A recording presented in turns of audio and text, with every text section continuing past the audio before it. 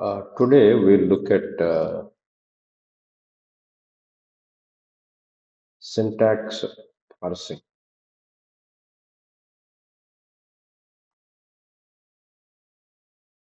Uh, in the first chapter, we talked about the morphological analysis, where we started analyzing the word form and component, what is the morpheme, what is grapheme, what is lexeme, what is lemmatization, what is tokenization. All these are part of morphological analysis. The second part or second unit in NLP that we are going to discuss is syntax parsing.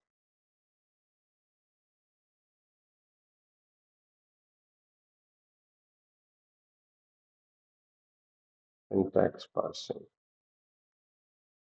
What we mean by this word syntax parsing? So, syntax parsing refers to uh, how we can analyze the sentence for internal representation, analysis of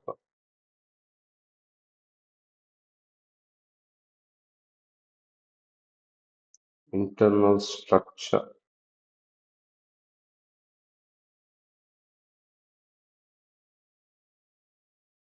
So, how the words are arranged, what is the structure of words? For example, in English, we have a sentence John eats an apple. So, it follows a structure, it follows a grammar. John, a noun, a person, subject. This is a verb. This is an article. This is an object. So, I cannot write the same sentence as eats John apple and that is wrong because I am not following the structure. So, analyzing whether it follows the structure, this structure we call it as grammar.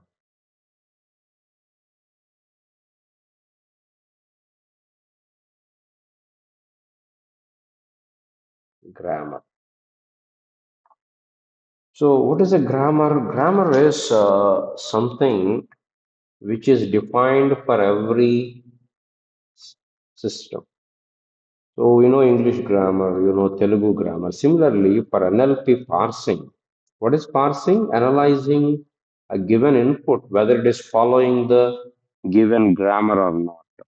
So, for grammar also, here in NLP, we have certain parts. One is called non-terminal, which can be extended. For example, sentence, noun phrase, verb phrase, proposition phrase, which can be expanded, is known as non-terminal. Then we have terminal, which are the exact literals. Noun phrase may be John, it is a noun phrase.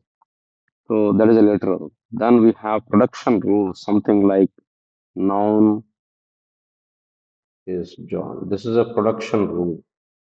So terminal, non-terminal, and a production rule. And in most of the cases, we'll start with a start symbol S. Sometimes it may not be given, but we start with that. So this is a grammar. So what is syntax parsing? Syntax parsing is analyzing internal structure or validity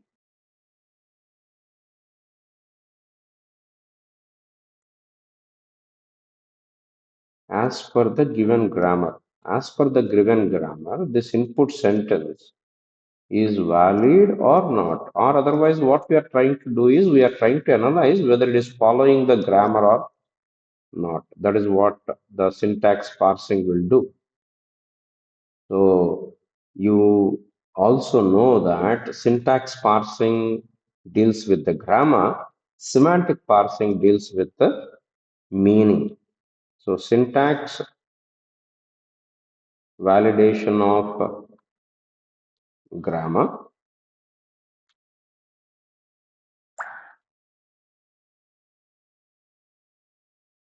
grammar, whereas semantics is validation of meaning. In NLP, for parsing, we have different types of grammars.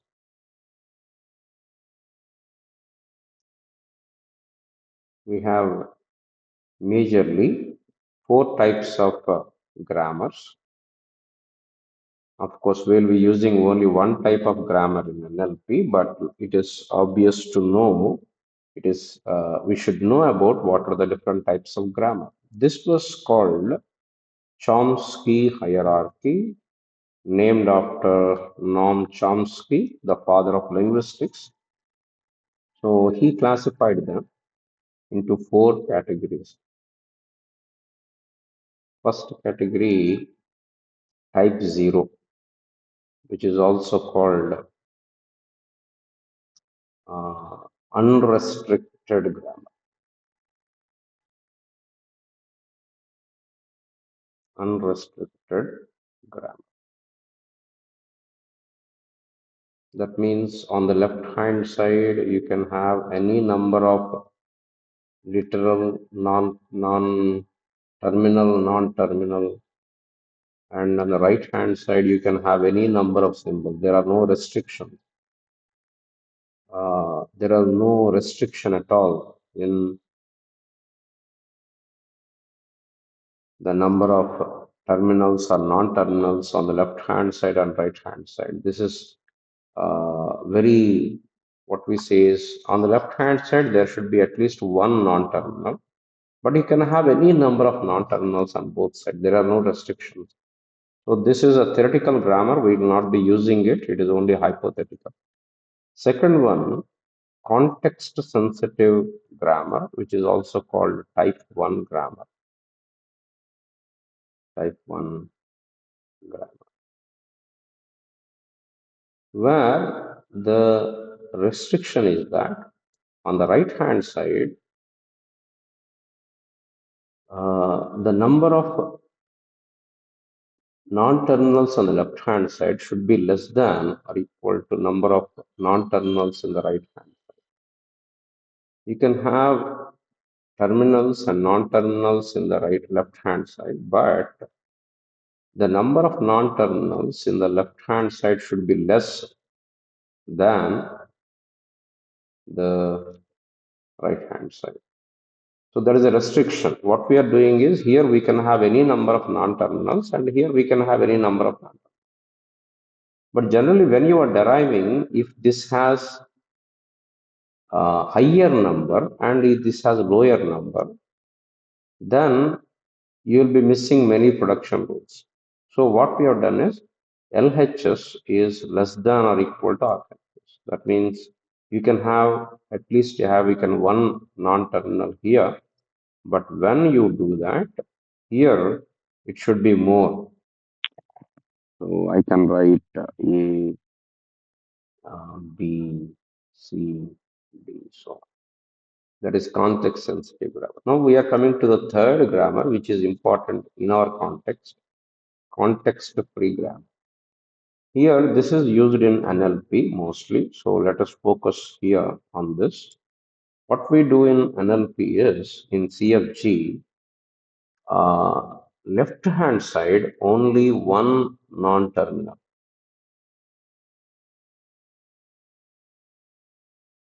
Left hand side only one non-terminal. No terminals are allowed.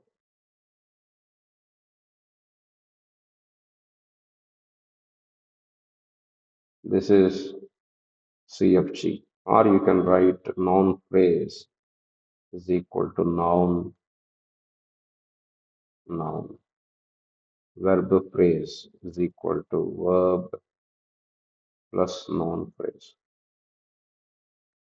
So on the left hand side, only one non-terminal allowed. On the right hand side, you can have a sequence of non-terminals or sequence of terminals as well as non-terminals, or you can have only a terminal. So this is what context-free grammar. This will be used in the NLP. So far what we learned, and fourth one is called regular grammar, which is type 4 grammar, more stricter than. This is used in finite state missions for regular expressions, more strict.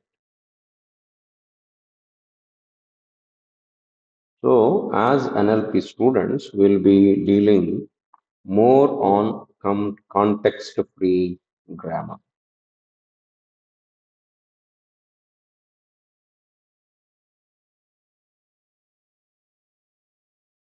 Then, now suppose we are given with a grammar. Let us try to derive a sentence or a tree for a given grammar. Let me take the example sentence from our textbook. So what we are doing, we have seen we have seen what is syntax parsing, what is syntax, what is parsing, what is parsing? Validation, checking the validity of given input as per the grammar. Is it valid as per the grammar or not? Secondly, we are talking about parsing using CFG. So I already told you that NLP will be using context-free grammar. What is context? What is context sensitive? To try to explore, or we'll see in another lecture. So, what is context-free grammar? Only left hand side, only one non-terminal. Let us say there is a grammar given. Start symbol, noun phrase, and verb to phrase. Then noun phrase is given as John or pockets or determiner and noun. These are parts of speech tagging.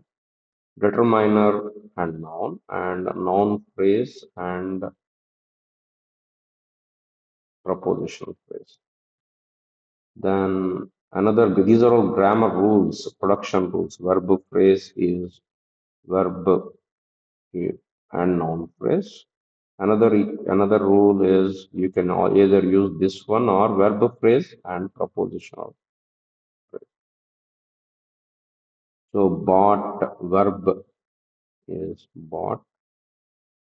This is the grammar given. We are not writing the grammar. Grammar is already given. Determiner is A and noun is shirt. Propositional phrase is proposition and noun phrase. And the proposition in the grammar is with. Now, as per this grammar,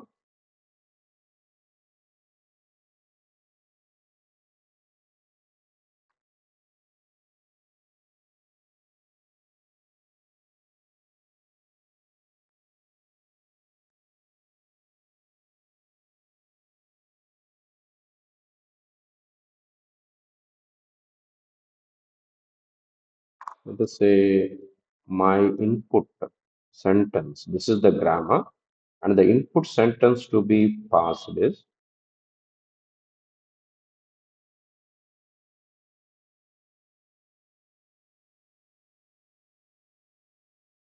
John bought a shirt with pockets. So what are the input we have? We have input of what we say grammar and a sentence. Now, what is the output we want from syntax parsing? Whether this sentence is valid or not, whether this sentence is valid as per the given grammar or not. So that we can do by using the production rules. Can we derive this sentence starting from the start symbol? Now let us say I will start with analyzing. Sentence is start symbol, noun phrase plus verb phrase. So this is noun phrase. Noun phrase I can write with as John. So I'm replacing noun phrase with John. Verb phrase I can write as either one of these two. So this is the second step. Third step, John, it is there. And verb phrase is written as verb plus noun phrase. And this is John. And what is the verb that I can replace? Verb is bought. Then noun phrase. Noun phrase can be written as noun phrase plus prepositional phrase. Uh, Verb phrase, noun phrase plus preposition. So John bought,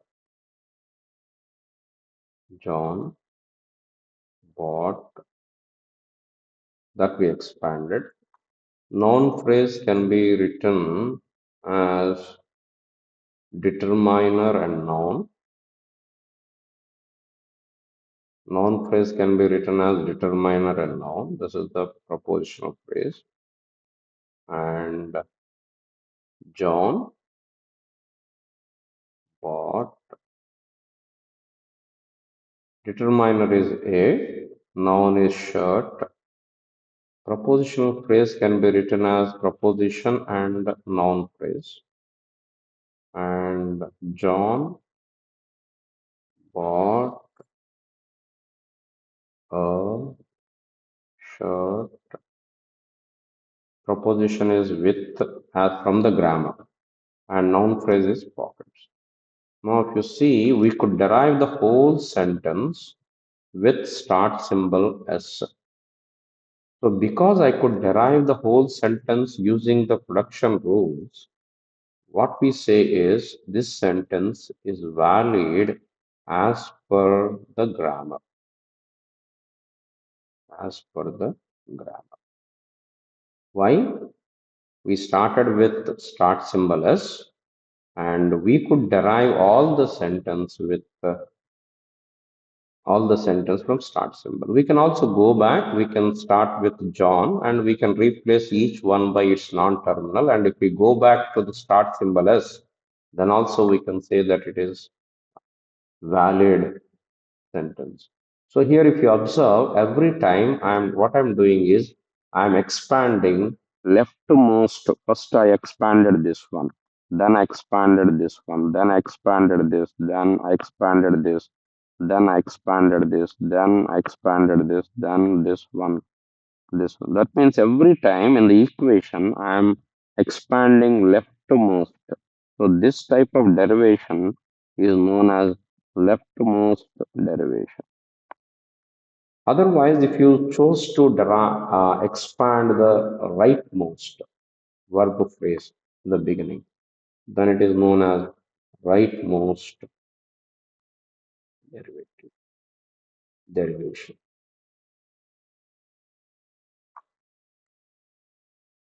Now we'll see what are the problems associated with